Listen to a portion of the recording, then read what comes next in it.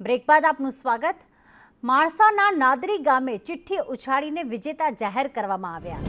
આજે ગ્રામ પંચાયતની ચૂંટણીનું પરિણામ છે ને એવામાં જે નાદરી ગામ છે ત્યાં બંને ઉમેદવારને સરખા જ મત મળ્યા હતા અને આખરે છેલ્લે ચિઠ્ઠીનો વિકલ્પ મળ્યો।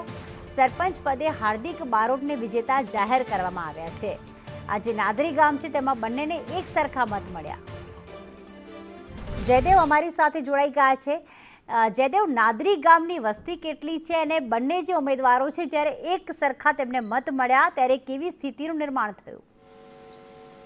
જી, નાદરી ગામની અંદર એક જ સમાજના જે લોકો છે વધુ પડતા પ્રમાણમાં છે અને બંને ઉમેદવારો એક જ સમાજના હતા અને જે જ્યારે ચૂંટણી થઈ એના પછી જ્યારે અહીંયા ગણતરી હતી ત્યારે બંનેને એક જ સરખા મત મળતા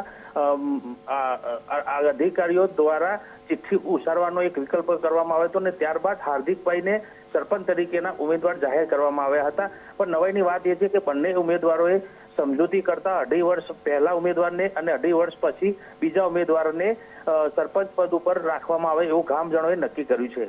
બિલકુલ, આભાર તમામ વિગતો માટે જયદેવ।